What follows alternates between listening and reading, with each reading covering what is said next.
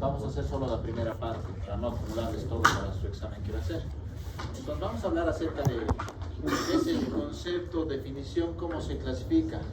Esto también nuevamente les digo, en Nelson está la antigua, solamente habla de diarrea aguda, diarrea crónica.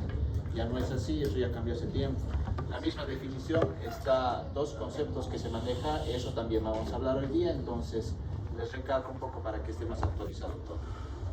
Entonces vamos a empezar con lo que es diarrea y tenemos que saber, uno importante, la clasificación, cómo hacemos en base a la consistencia de las heces. Entonces muchas veces les pueden preguntar, hasta en estreñimiento y en diarrea se maneja esto. Y hablamos acerca de lo que se refiere la escala de heces de Bristol. ¿Ya? Entonces a través de la consistencia y la escala de heces de Bristol vamos a clasificarlos en 7 tipos, ¿no? Hasta aquí. Entonces vamos a hablar desde un estreñimiento importante hasta una diarrea importante. En base a esto, incluso en su internado van a preguntar, pero en Bristol, ¿cuánto está? Entonces ahí van a decir tipo 4, tipo 5, tipo 7, dependiendo de esto, y ya se va a referir a qué se refiere, ¿no? Entonces hablamos del tipo 1 y decimos que son trozos, como ven acá, trozos duros separados que en este caso van a eliminarse con dificultad, ¿no? Entonces generalmente le dice, mi bobita está haciendo como bolitas duras, secas.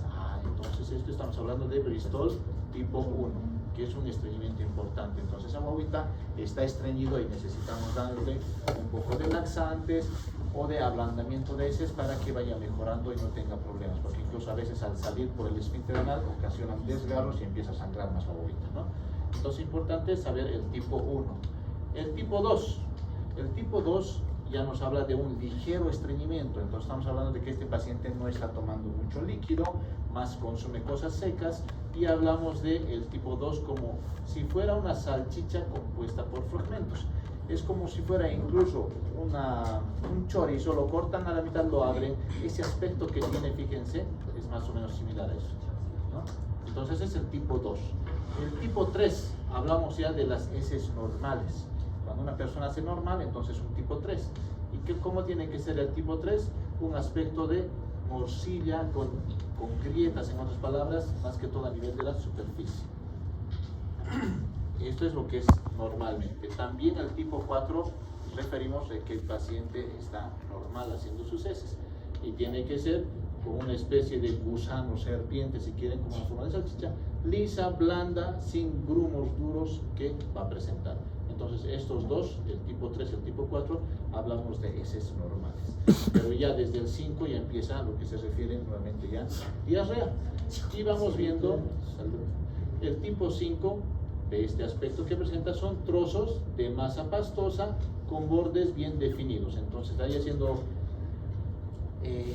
como una especie de pedazos de bolitas, pero son blanditos y se destrozan a simple vista. ¿Y esto en qué más que todo se presenta?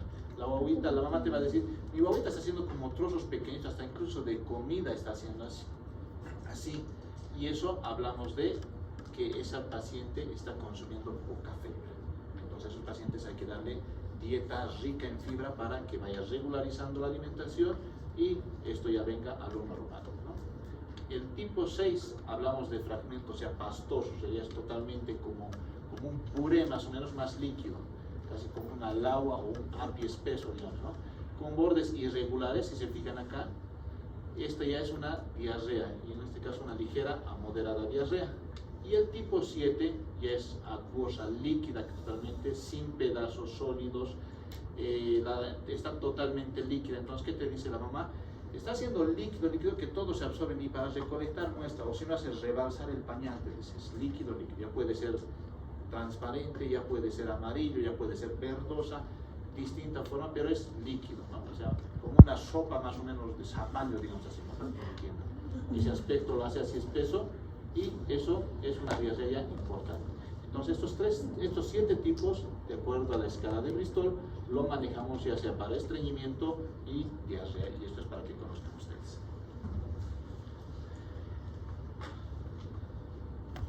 Tenemos que hablar acerca de la clasificación de la diarrea, de la gastroenteritis, de acuerdo a la etiología que nos va a presentar. Y en esto hablamos de una diarrea que puede ser de tipo viral, puede ser de tipo bacteriano puede ser de tipo parasitaria y puede ser de tipo micótica, ¿no? Entonces cualquiera de estos puede presentarse. Cualquiera de estos va a presentar distinta clínica. Cualquiera de estos vamos a hacer distinto tipo de exámenes complementarios.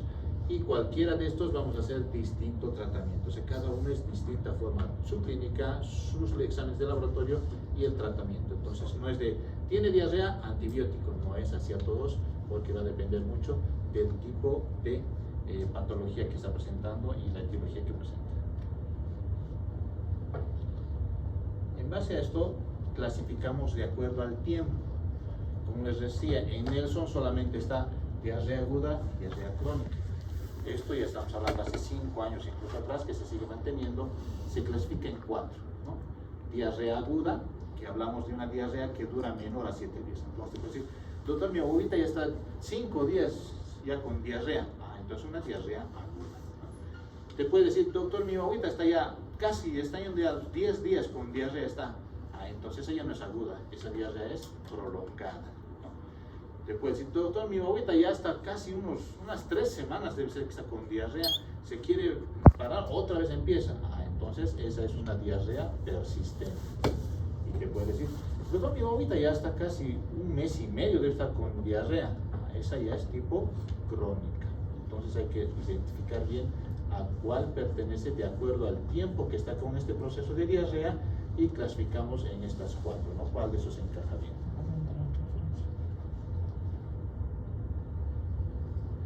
Tenemos que ver de acuerdo al mecanismo que va a producir la diarrea. Y de acuerdo al mecanismo hablamos de que puede ser una diarrea osmótica, una diarrea secretora, una diarrea por mala absorción, una diarrea por fármacos. Muchas veces le dan fármaco hasta antibiótico y puede provocar diarrea. Una diarrea exudativa y una diarrea debido a la motilidad intestinal, ¿no? Entonces, de acuerdo a esto, clasificamos por el mecanismo que va a causar la diarrea.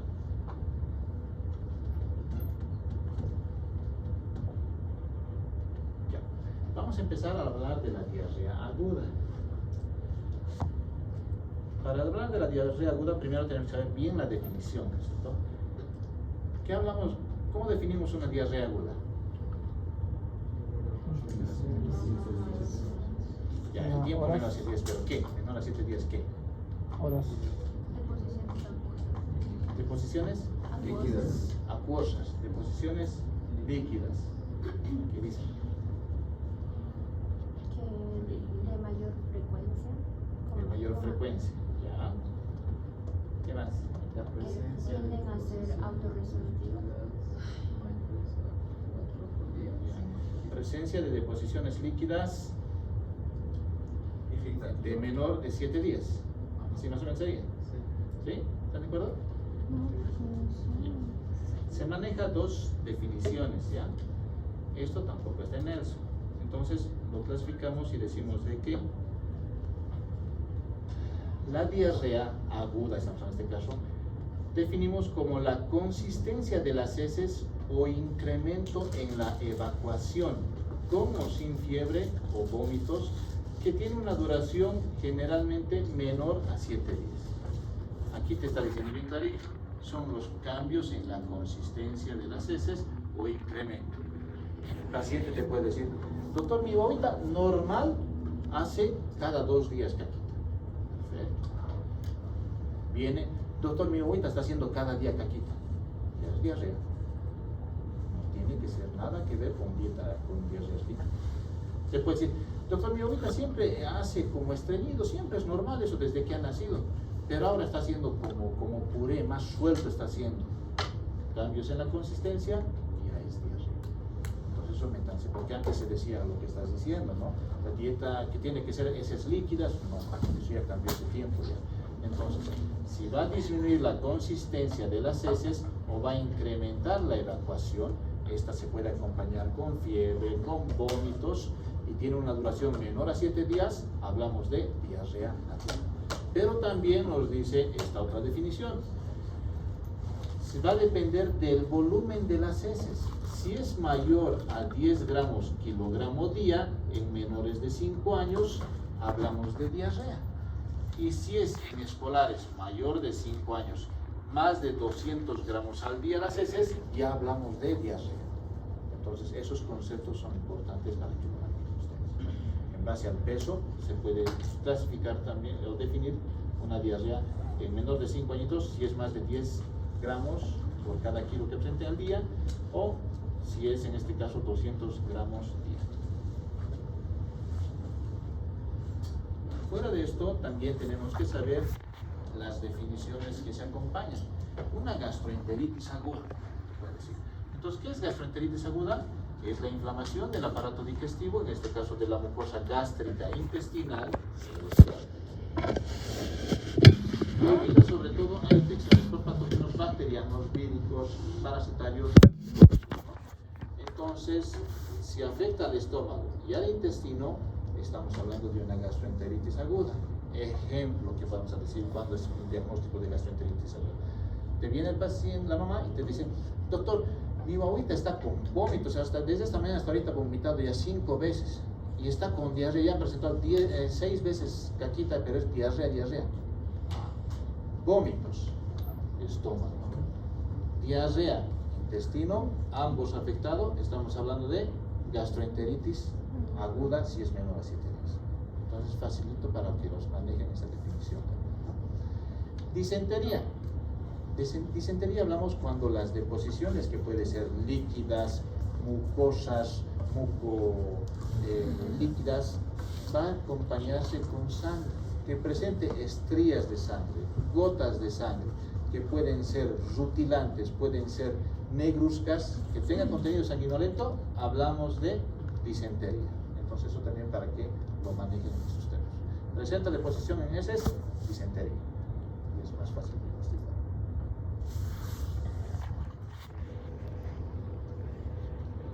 Cuando hablamos de etiología viral, tenemos que pensar en estos patógenos virales, ¿no? Empezando del rotavirus, que ya existe vacuna, que estamos colocando, un norovirus, adenovirus, enterovirus, calcivirus, astrovirus, sapovirus, o sea, son varios que pueden presentarnos estos patógenos, ¿no? En la parte de etiología bacteriana, puede presentarse por una Shigella, una Escherichia coli, una Salmonella, Campylobacter, Vibrio cholerae, Aeromonas, que igual nos va a dar patología bacteriana. Si hablamos de parasitaria, empezando de la Giardia lamblia, Blastocystis hominis, Trichuris trichura, Echinolepis nana, Enterovirus temporalis, Entomologia histolítica, Leptosporidium, Palantridium foli. Entonces son varios que nos pueden dar también parásitos para individuos. Fuera de esto hay bastantes más, los principales ahora sí. De etiología micótica, podemos empezar desde la Candida albicans, puede ser un Aspergillus, puede ser un Histoplasmosis capsulatum, son varios que también nos pueden dar la parte de micosis, en este caso gastrointestinal. Hablamos de acuerdo a la edad y generalmente los grupos etarios van afectando. Por ejemplo, menor de 1 año, el que encabeza es rotavirus, y casi los 3 primeros hablamos de viral, ¿no? Rotavirus, norovirus, adenovirus. En cuarto recién está un bacteriano que podría ser la salmonella. De 1 a 4 años encabezamos por los primeros 3 también, que son virales. Posteriormente ya se van sumando salmonella, campylobacter y encina, producidos por bacterias. Y mayor a 5 años hablamos ya netamente de bacterias. Posteriormente alguna vez puede ser viral, que puede ser rotavirus, ¿no?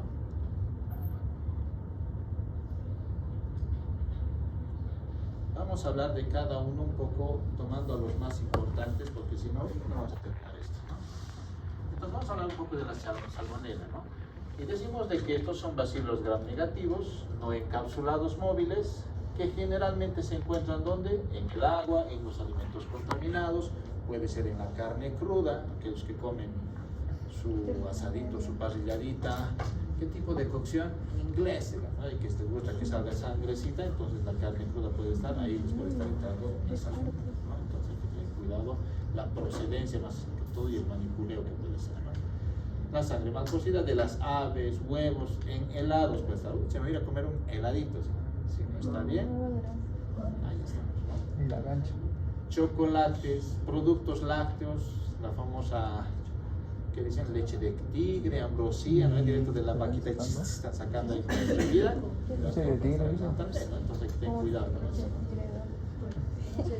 Contacto con animales infectados, entonces a veces en la calle están, ¡ay, qué bonito gatito, qué bonito perrito! Entonces puede ser que también puedan agarrar estas ratones que puede haber, tortugas que son otros animales, patos, pollos, las mismas moscas que pueden llevar, entonces son varios que tienen estos problemas, ¿no? Estamos hablando de un periodo de incubación desde horas, en este caso 6 horas puede ser, hasta 3 días, ¿no? En ese rango de tiempo es el periodo de incubación. Entonces el dato es importante para decir al paciente, al familiar, este fin de semana no ha ido a comer algo de dudosa procedencia al mercado, o se ha comprado un refresco de moconchinchi, no sé, algo así.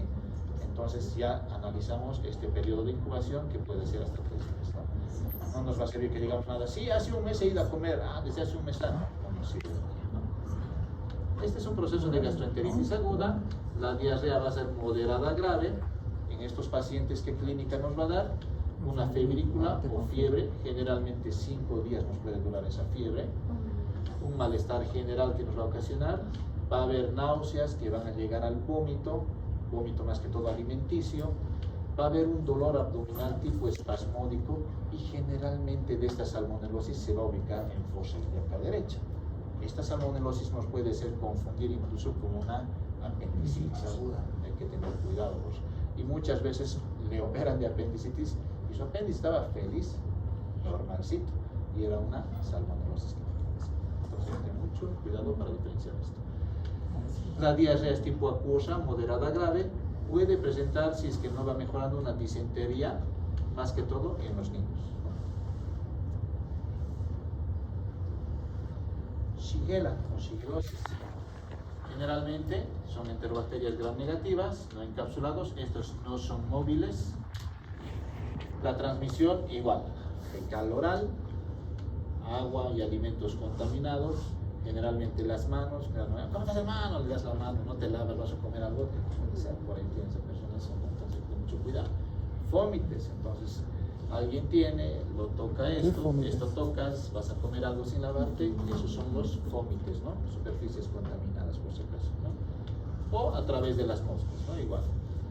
Lugar donde vas, hay harta mosca, estás comiendo algo así, una feria, lo que sea, y viene la mosca, está parando, ya eso puede ser suficiente para que te interese, ¿no? El periodo de incubación, igual, casi generalmente de 1 día hasta 5 días, entonces tenemos que hablar un periodo de más tiempo de incubación para que vaya afectando esto. ¿Y qué vamos a encontrar? Lo que generalmente se presenta a la clínica. Estos pacientitos generalmente va a presentar una diarrea acuosa, se va a acompañar de moco y sangre en el 40%, incluso va a llegar a pus botar, ¿no? Entonces su diarrea es ya como flemita poquito, pero es como pus y sangre más empieza a botar. Entonces estos pacientitos, de 10, 4 va a presentar así, casi la mitad presenta este síntoma, que es típico en estos pacientes, ¿no? Fiebre alta, entonces su temperatura nos puede llegar hasta 40 tranquilamente, y estos pacientes empiezan a presentar alucinaciones, cefalea y convulsiones por la fiebre. Entonces hay que tener cuidado porque estos sí pueden convulsionar. Vómitos, anorexia, no quieren comer, te va a decir, mi guava no quiere comer, doctor, no quiere ni lactar, entonces hay que pensar en esto. El famoso pujotenesmo presentan aquí en la shigellosis, ¿no? Entonces hay que ver, hacen fuerza, si quieren ir al baño, se desesperan, voy a ir al baño, un ratito corren y hacen poquitito. Eso generalmente en la mayoría, pero en algunos se hace abundante. Estamos hablando de un 40% que presenta esta clínica. Por lo que presenta sus deposiciones, son más que todo acuosas, puede presentar un desequilibrio hidroelectrolítico, puede haber una hiponatremia, puede haber lo que se refiere a una hipocalcemia, entonces los pacientitos se nos van a ir complicando por este desequilibrio hidroelectrolítico, ¿no? Aparte, como les dije, una cefalea, alucinaciones, y esto generalmente toda esta clínica es más en pacientes menores a 10 años, lo que más va a presentar esto, y es la etapa que puede presentar convulsiones febriles, ¿no? Otro que va a presentar, aparte de esto, esta shigellosis va a presentar manifestaciones extraintestinales fuera del aparato gastrointestinal. Por ejemplo, nos va a presentar a nivel del sistema nervioso central a través de su toxina gigatoxina, que nos va a presentar una cefalea, letargia, una encefalopatía nos puede llevar a una meningitis, nos puede llevar a un proceso de miocarditis. Fíjense a dónde va a afectar. Prolapso rectal. Doctor, hay algo en su colita que está y ahí está saliendo el recto, por ahí, por el ano. Entonces estos pacientitos, esa complicación puede presentar también. Una vaginitis hemorrágica, entonces pacientes empiezan a sangrar.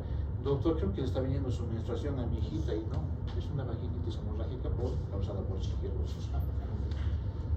El síndrome de Ritter, que es una artritis, uveitis y conjuntivitis, entonces está con una conjuntivitis, así una secreción a nivel de los ojos, está con una artritis reumatoidea, así con los nódulos bien hinchados de las articulaciones, y aparte una uveitis, ¿no?, que está inflamado.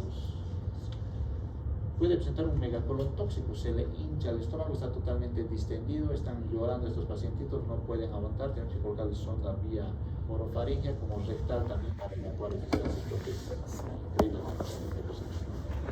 Puede haber una colitis pseudomembranosa. Por una shigellosis nos puede llevar a una hepatitis, una septicemia. También el famoso SHU, ¿no? El SHU, que es una... ¿Saben qué es el SHU? Síndrome hemolítico urémico, ¿no? Entonces el síndrome hemolítico urémico nos puede llevar, que está ocasionado, o representado en este caso por una anemia hemolítica, una microangiopatía, trombocitopenia, insuficiencia renal aguda, ¿no? Entonces pacientes no afecta eso. Puede haber una septicemia, puede llevar una coagulación intravascular diseminada, que es el SID, fallo multiorgánico, y eso nos puede llevar a la muerte. Entonces pacientitos con shigellosis los pueden matar por estas cosas, ¿no? Aparte de eso, también puede haber una shigellosis neonatal. El bebito nace, a los 2-3 días ya está con shigellosis. ¿Y por qué es esto? Porque la mamá tiene una shigellosis, no se ha curado, ha ido al trabajo de parto y el momento de nacer la bobita, a veces las mamás se hacen vencer o esa parte está contaminada y lo arrastró eso y le contagia la bobita, ¿no? Entonces hay que tener mucho cuidado de estas shigellosis neonatales, que esto sí es un alto porcentaje de que puede llegar a fallecer. Hablamos de la Escherichia coli, ¿no? Generalmente esta Escherichia coli se va a presentar más que todo en la época de verano, en menores de 5 años. Un 40%, estamos hablando casi la mitad de los pacientes con E. coli requieren internación. Entonces esto también es algo grave que presenta por la E. coli. La transmisión igual fecal oral, generalmente está en el intestino de los animales, en la carne mal cocida. Fíjense, en la carne mal cocida hay varios que están. La contaminación de las heces de los animales puede estar en las hamburguesas que se van a comer. Mira, comer una hamburguesa, ahí puede estar la E. coli. Y esto incluso en Inglaterra, lo que se ha habido una epidemia fatal por comer hamburguesas. Entonces hay que tener cuidado. Las frutas mal lavadas, vas a comer la manzana, no está lavado, ahí puede estar. Verduras, o sea, yo soy vegetariano, voy a comer verduras, ahí puede estar si no está bien lavado. Vámonos este fin de semana de tour, sea listo, un rito, ven, ahí nos vamos a meter. Bañarse en ríos, piscinas, guarderías les puede llevar a una... Si en las guarderías o en esos niditos, en lo que dicen así, donde están las bobitas, uno agarra, de hecho a todos por la manipulación, todas las cosas. El periodo de incubación casi hasta la semana. Entonces hay que ir preguntando, desde hace una semana atrás, ha ido a algún lugar, ha viajado, ha estado en contacto con otras personas, ha comido algo de la calle, les han invitado a algo, entonces en base a eso vamos a llegar a la conclusión, ¿no? ¿Qué vamos a encontrar al examen físico, ¿no? ¿Qué va a presentar este pacientitis? La famosa diarrea del viajero puede presentar. Entonces tú vas a La Paz, te viajas, vas comiendo algo y me duele mi estómago, me está dando diarrea y todo, te va al baño. Puede ser. Entonces hay que tener cuidado eso, ¿no? Diarrea acuosa, dolor abdominal, se van quejando del dolor de barriguita. Va a haber fiebre, va a haber vómitos, distensión abdominal, va a presentarse bastante distensión, va a haber heces con sangre, heces con moco, heces con pus y todo va a seguir presentando estos pacientes, ¿no? Los espasmos abdominales, esos dolores fuertes, es grave, o sea, esto incluso también hace confundir con otros problemas a nivel gástrico, incluso piensan que es una infección urinaria, piensan hasta una apendicitis perforada que ha sido por la distensión que presenten. Esto parece ya ser peritonitis, sin embargo es una E. coli que está presentando, ¿no? y una colitis hemorrágica. Empieza a botar sangre, sangre, sangre. Esta es una hemorragia digestiva baja, está con sangre, debe ser otra cosa, algo pasado. Es una hemorragia.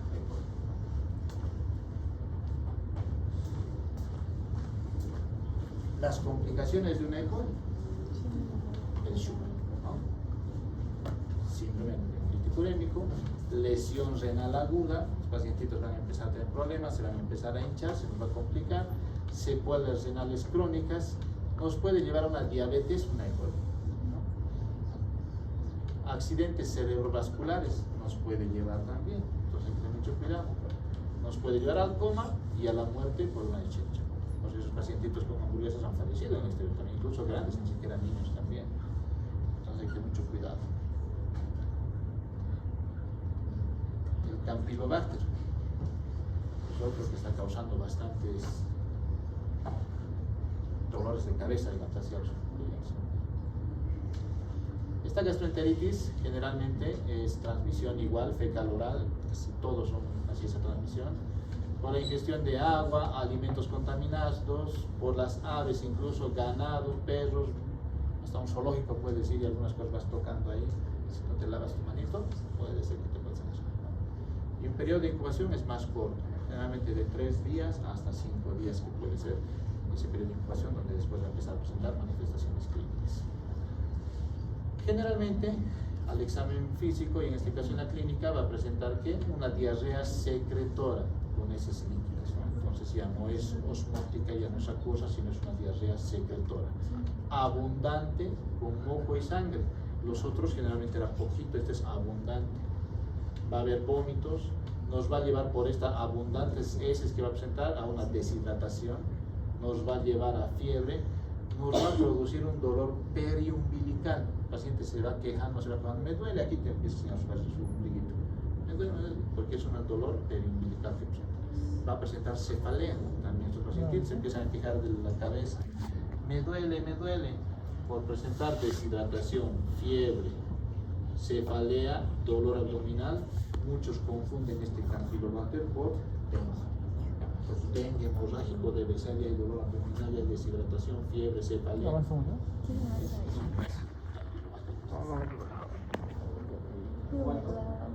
¿Qué? ¿Cuál se confunde? Vamos a la parte viral. Ya hemos hablado de bacterianos los principales. Porque si hablamos de bacterianos más, se van a confundir de todo. Los principales, los bacterianos. Ahora vamos a viral. Y vamos a ir viendo de que, por ejemplo, en la clínica de las gastroenteritis virales, es una diarrea osmótica. Ya va cambiando, secretora, ahora es osmótica. Las heces son líquidas, abundantes, amarillentas, fétidas, ¿no? Va a presentar vómitos, va a presentar una deshidratación, fiebre, dolor abdominal difuso y cefaleas. Generalmente las heces son los que vamos diferenciando de lo que se refiere al otro, por lo que son osmóticas lo primero, son fétidas, amarillentas. Estas heces son de al inhalar, al oler, en otras palabras, se siente un olor ácido que tiene, es penetrante, hasta los gasecitos que bota es penetrante, entonces ahí identificamos de que es un proceso viral en estos pacientes,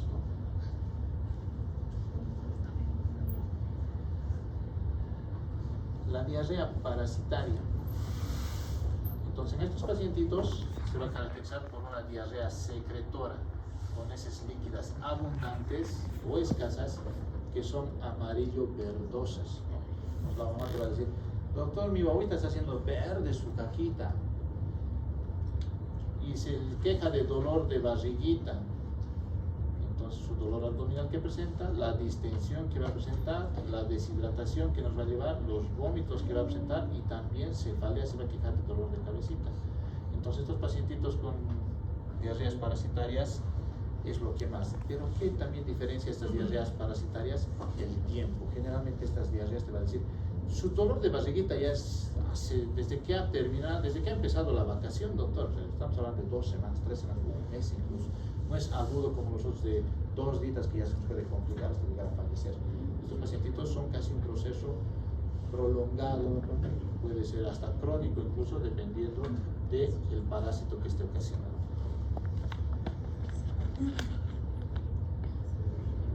¿Cómo vamos a diagnosticar una diarrea bacteriana?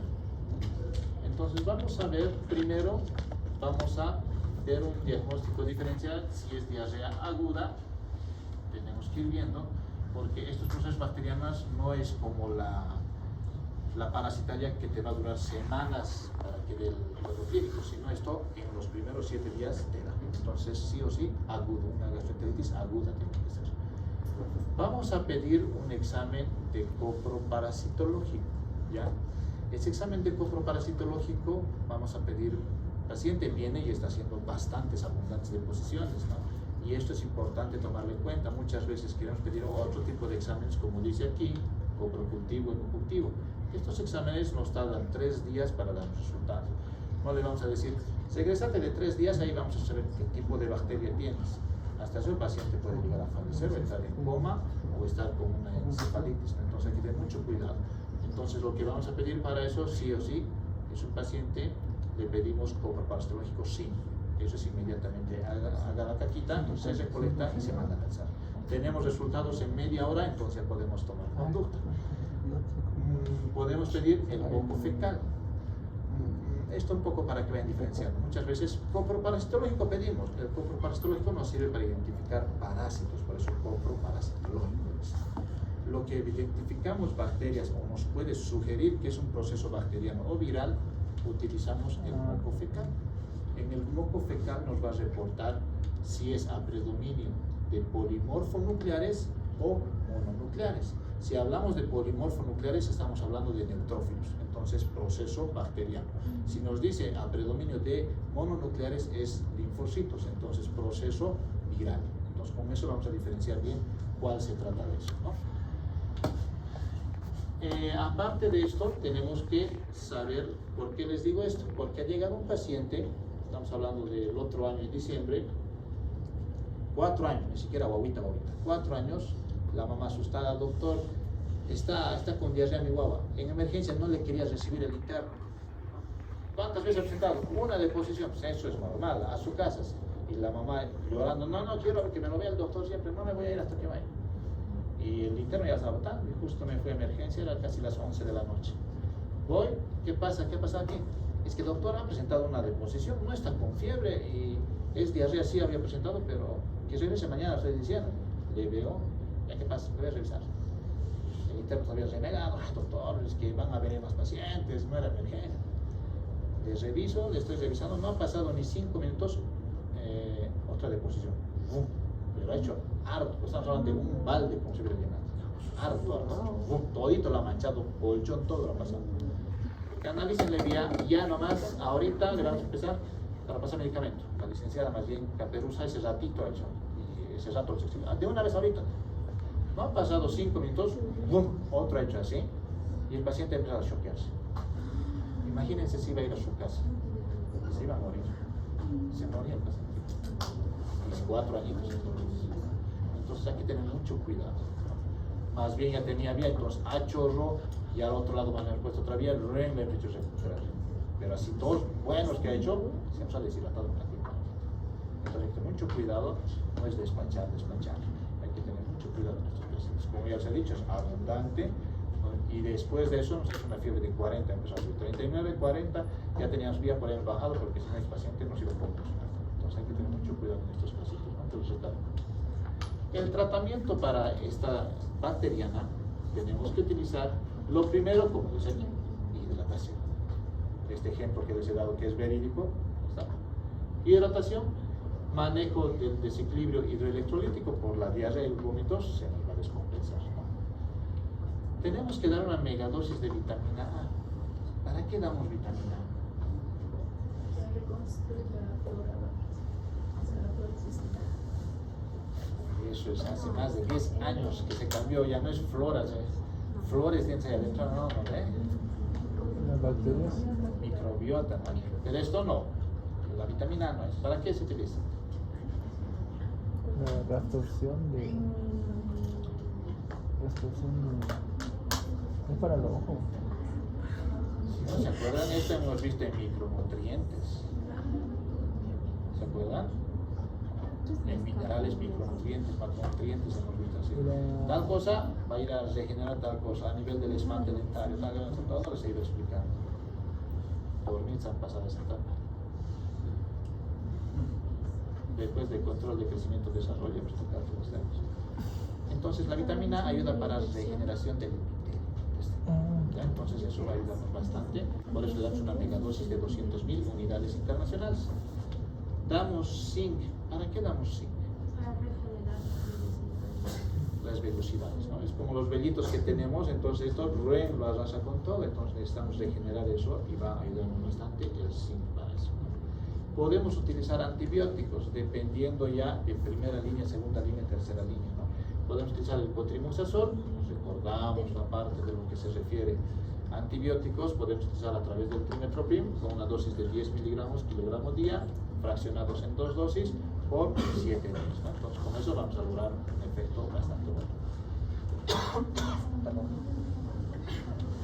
Ya si el paciente está como mi paciente que os he dicho, ya tenemos vía, todo eso, entonces sí o sí necesitamos internarle, ya utilizamos medicamentos por vía endovenosa. Ya no le vamos a decir, toma este jarabito, no, está internado, está con vía, tenemos que reposar eso porque nos puede volver a vomitar. Entonces utilizamos cefalosporinas de tercera generación. Podemos utilizar cefotaxima, ceftriaxona o cefixima, ¿no? A las dosis de 50 a 150 miligramos kilogramo día, fraccionamos en 3 o 4 dosis. Ceftriaxona de 50 a 100 miligramos kilogramo día, fraccionados en 2 dosis o puede ser dosis única, y la cefixima de 8 a 10 miligramos kilogramo día en 24 horas, o lo podemos fraccionar cada 12 horas o cada 24 horas.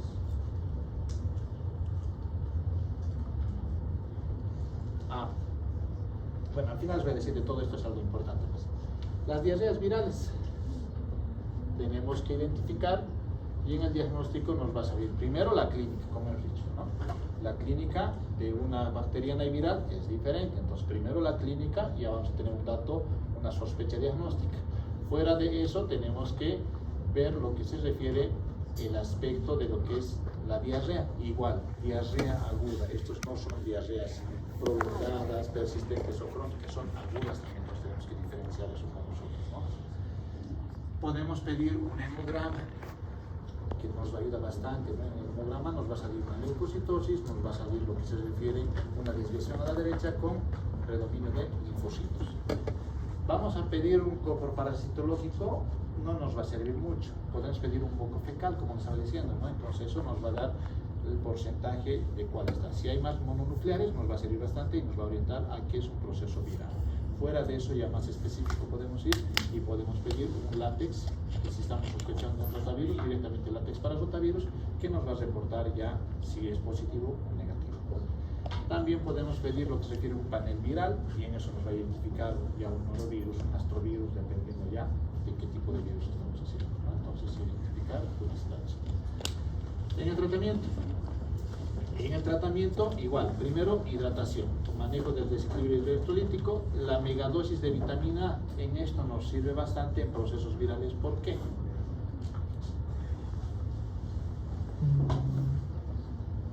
Porque ahora en el sarampión también se da vitamina A, ¿no ven? ¿Por qué? Porque la vitamina A, aparte de regenerar la epitelización a nivel intestinal, ayuda en aumentar la inmunidad del sistema inmune. Entonces, para eso utilizamos la megadosis de vitamina A. El zinc elemental, evidentemente, porque estos virus más es lo que va a dañar a nivel del epitelio intestinal, ¿no? Podemos utilizar probióticos, prebióticos y simbióticos. Eso nos va a ir bastante bien a estos pacientitos porque nos va a ayudar, esto sí, a regenerar la microbiota intestinal, ¿no? Entonces, para eso utilizamos los prebióticos, probióticos o simbióticos en este caso. Y el tratamiento generalmente es sintomático. Tenemos que dar, está con fiebre, antitérmicos, tenemos que utilizar lo que se refiere a la hidratación por vía oral o vía endovenosa, tenemos que cambiar hasta la dieta, ¿no? La dieta tiene que ser astringente, porque si le dimos que vaya comiendo de todo, igual va a seguir las diarreas. Entonces, una dieta astringente vamos a evitar de que le dé más diarrea, en otras palabras. Las diarreas parasitales, igual, al diagnóstico, primero la clínica, que es muy diferente al de una bacteriana, al de una viral. Posterior a eso tenemos que identificar con una diarrea aguda. Estos no son agudas, son persistentes, prolongadas o hasta crónicas, ¿no? Entonces ya tenemos que diferenciar eso bien. Tenemos que pedir aquí un coproparasitológico simple o seriado. El simple es una muestra, el seriado son 3 muestras para identificar mejor, ¿no? ¿Y qué vamos a identificar en ese coproparasitológico? Podemos identificar quistes, podemos identificar trofosroitos, entonces son datos ya de que estos pacientes sí tienen una parasitosis y de acuerdo a eso dar su tratamiento respectivo. Podemos pedir un coprocultivo, con eso más vamos a identificar, tarda 3 días para identificar exactamente el agente que está causando, pero generalmente ya en estos datos, en un coproparasitológico simple o seriado, ya identificamos cuál es inmediatamente con su tratamiento. Para estos igual, dependiendo de la clínica que presenta, podemos hidratarle, o muchas veces simplemente vía oral, no necesitamos hacerlo vía endovenosa. Pocos son los que hacen un desequilibrio hidroelectrolítico. Tenemos que dar zinc sí o sí, 20 miligramos, kilogramos, en este caso 20 miligramos por 14 días, que es 2 semanas. Utilizamos los probióticos y prebióticos y tenemos que utilizar antiparasitarios, ¿no? Los antiparasitarios podemos utilizar metronidazol, podemos utilizar nitazoxanida, metronidazol de 30 a 50 miligramos por kilogramo día, fraccionado cada 3, en este caso cada 8 horas, perdón, por 10 días, ¿no? O la nitazoxanida que podemos utilizar 15 miligramos por kilogramo día, fraccionados en 2 dosis solamente por 3 días. La diferencia es eso, ¿no? Pero la nitazoxanida no podemos dar a pacientes menores de 2 años, es importante eso, no es dar a pequeñitos, solamente esta podemos utilizar. Y la dieta astringente, que es igual a lo importante. Las diarreas micóticas. Y generalmente, ¿por qué se producen esto? Porque a toda diarrea, antibiótico. Entonces, al meter antibiótico, barren con toda la microbiota intestinal. Y al barrer con toda la microbiota intestinal, empieza a proliferar los hongos, ¿no? Y les da una diarrea micótica. Le siguen dando antibiótico, más va aumentando la diarrea, más, y nos refieren, y viene la mamá con todo su arsenal de medicamentos antibióticos. Doctor, me han dado desde cotrimoxazol, me han dado amoxicilina, más ácido clavulánico, me han dado claritromicina, me han dado cefixima, me han dado, o sea, todos sus antibióticos. Este es micótico, o sea, nada que ver un antibiótico que va a hacer. Tenemos que utilizar un antimicótico, entonces es importante diferenciar eso, ¿no? Y en estos pacientitos podemos pedir un coproparasitológico simple o seriado y también moco fecal para identificar y que nos va a reportar presencia de levaduras. Entonces, si encontramos presencia de levaduras, ya nuestro diagnóstico está hecho y esto es un proceso micótico, ¿no? Por honguitos. Entonces, es una diarrea micótica. Podemos pedir también coprocultivo para identificar qué tipo de honguito nos está causando esto. Y en base a esto, si hacemos una endoscopía, vemos así, presente desde la boca incrustaciones. La cándida. Hasta el fondo. Entonces eso tenemos que ver. Podemos hacer hidratación al paciente, dependiendo si está muy deshidratado o no. Le ponemos rara vez un desequilibrio electrolítico. Podemos ayudarles con zinc, podemos dar prebióticos, probióticos, podemos utilizar nistatina, que es a nivel local, podemos utilizar fluconazol o podemos utilizar anfotericina beta. Con cualquiera de esos nos va a ir bastante bien a estos pacientes y la dieta tiene que ser astringente. El tratamiento de estos no puede ser menos de 5 días o incluso a veces es incluso hasta 3 semanas, dependiendo de la gravedad que presenten estos pacientes.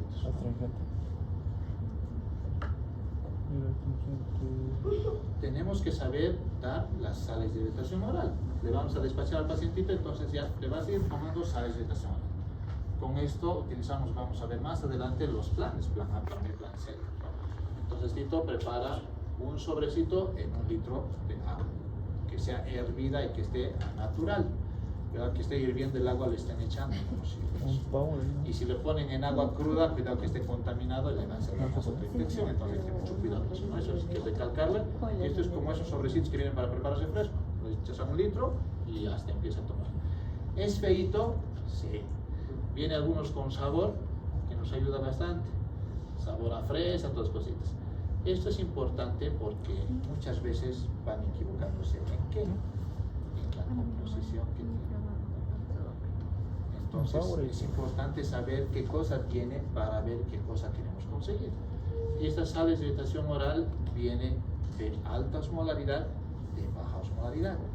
Entonces, más antes se manejaba más la alta y ahora se maneja la baja. Esta, por ejemplo, es la composición de la alta, que varía más que todo a nivel del sodio. El sodio, 90 miliquivalentes. Potasio, 20 miliquivalentes. Cloro, en este caso el cloruro, tiene 80 miliquivalentes. Citrato tiene 10 miliquivalentes. Glucosa tiene 111 miliosmoles, perdón. Y la osmolaridad estamos hablando de 311 miliosmoles. Por eso es alta, porque es más que la osmolaridad plasmática que tenemos. Viene otros, por ejemplo, de esto, como os he dicho, saborizadas. Viene este otro, por ejemplo, este resal que se utiliza. Esto ya no se prepara en un litro de agua, se prepara en una taza y es más tolerable, entonces esto se va a tomar. Viene otro que igual se prepara en taza, hay otro que viene directamente para tomar, un curadil, y hay otro que viene como juguete, es el último que ha salido, que es mucho mejor tolerable, ¿no? Entonces va variando de acuerdo a eso. Esta es de baja osmolaridad, como vemos acá.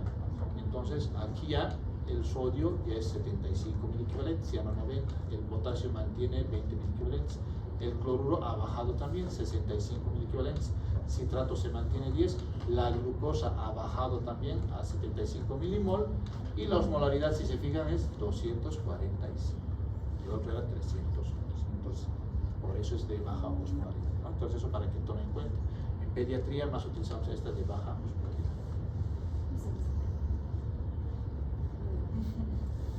Los probióticos, prebióticos. Entonces aquí tenemos algunos probióticos y algunos prebióticos. Los más conocidos, el Saccharomyces boulardii, que viene como el Florestor.